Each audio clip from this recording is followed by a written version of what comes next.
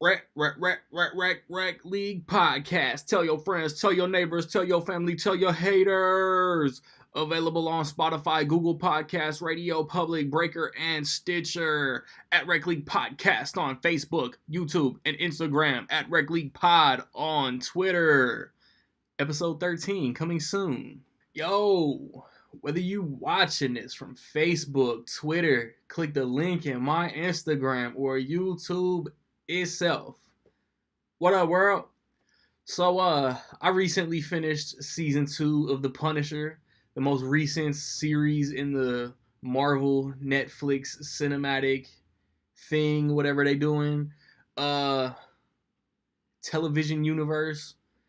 It stars Jon Bernthal, Amber Rose Reva, Ben Barnes, Georgia Wingham, Floriana Lima, Jason Moore, Josh Stewart, and then there's guest appearances, I guess, recurring actors like Corbin Burnson, Annette O'Toole, Mary Elizabeth Mastrantonio, Deborah Ann Woll.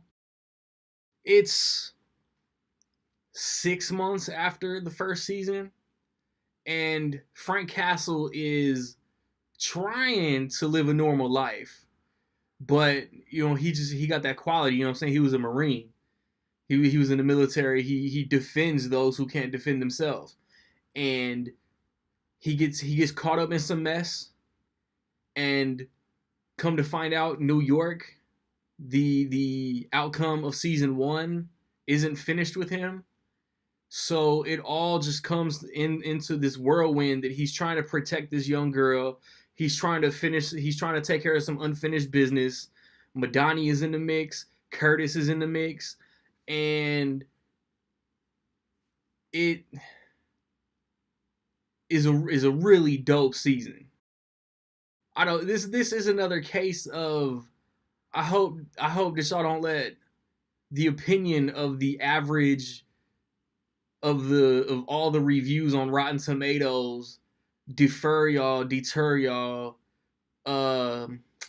discourage y'all from watching a really dope season of TV.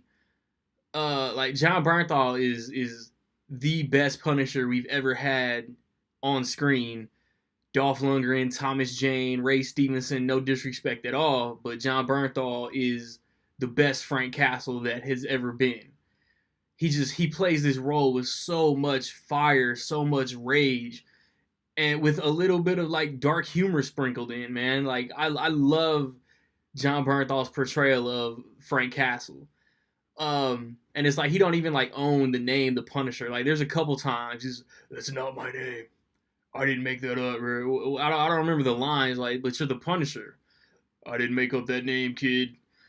And he's got so many dope fight scenes. Like there's a fight in a gym that is brutal. There's a fight toward the end. There's multiple dope shootouts. He just I don't know. I don't want to spoil anything. I'll spoil on the podcast. I'll do a spoiler review on the podcast, but I won't spoil here. There's one scene, like the first time that him and Russo see each other, he's just in the middle of the road, Russo, and it's so dope. It's just like season 1 gets you invested, so season 2 is just all just geeked out excitement, man. Madani comes back, and from a law enforcement investigative aspect, Madani's role in this entire season is hysterical.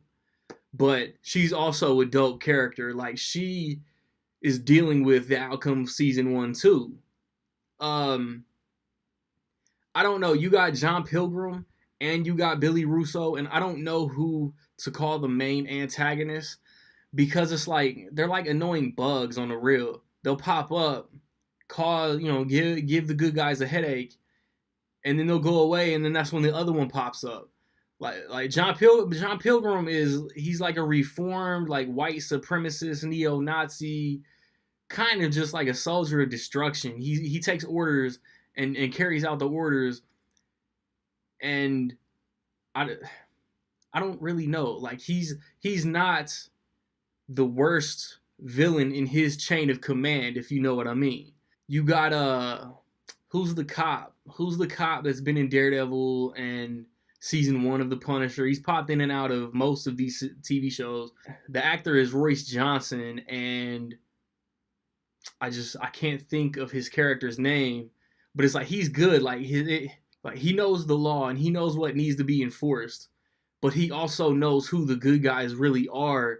And sometimes you just got to look the other way. And it's like, again, like Russo has like a very interesting arc in this season, and he forms a bond with a character, and like that was interesting, but also it was kind of volatile.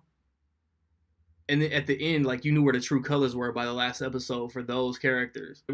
I really can't talk about Russo without spoiling anything, man. I liked his arc. Like, I liked how he like carried over from season 2, and how him and Castle went back and forth. And then like Curtis is like the amputee homeboy from Castle's unit, and he gets more involved, and it's good. Like, there's nothing I didn't like about this season. And at the same time, I don't know if I like it more than season 1. Like, season 1 was way more personal for Frank Castle, because he discovered like who like altered the course of his life and turned him into who he is. Season 2 is kind of like a TV season equivalent of Deadpool 2.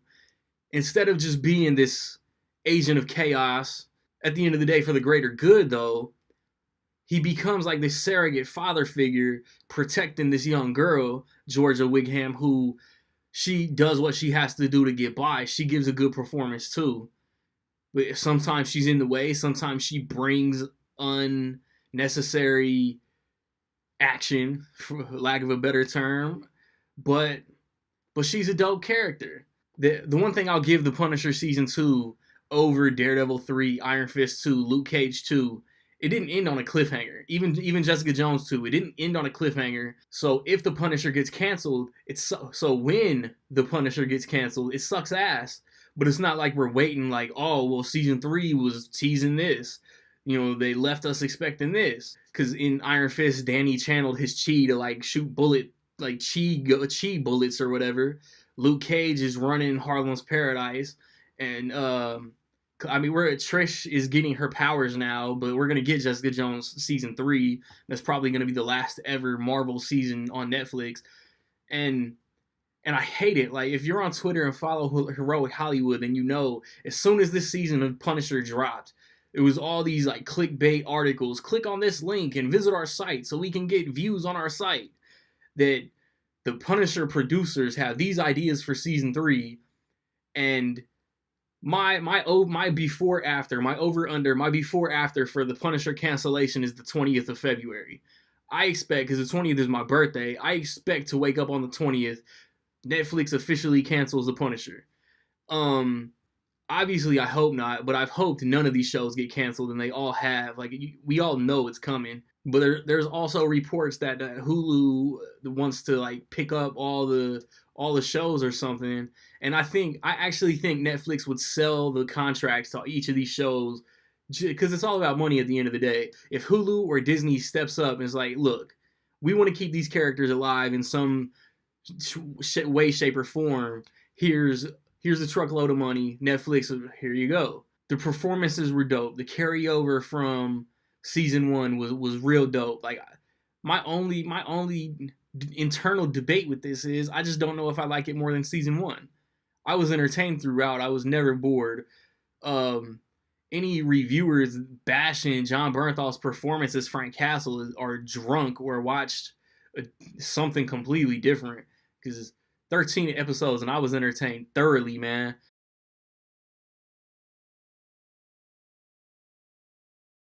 With all that being said, I will say that, in my opinion, The Punisher season 2 is almost dope as fuck. Have you seen The Punisher season 2, man? What did you think about it? Positive, negative, somewhere in between? Let me know. Rumor is Jessica Jones season 3 around May. Um, so we'll see. I hope all these characters get new life somewhere else. It's like when the show gets canceled, it's always being shopped around somewhere else, and Netflix steps in and becomes the hero. But when Netflix cancels a show, man, can any other format or channel or whatever pick up that show? Um, I've recently posted reviews for the Lego Movie 2, for What Men Want, and for Cold Pursuit. For Miss Bala, Glass. Check all those out, man. Rec League podcast, 12 episodes in, episode 13 by the end of the month, man. Like, subscribe, comment. Check out other reviews for past Marvel Netflix seasons on my channel. It's find me where you find me, man. Don't know where to find me. Watch these credits. Peace.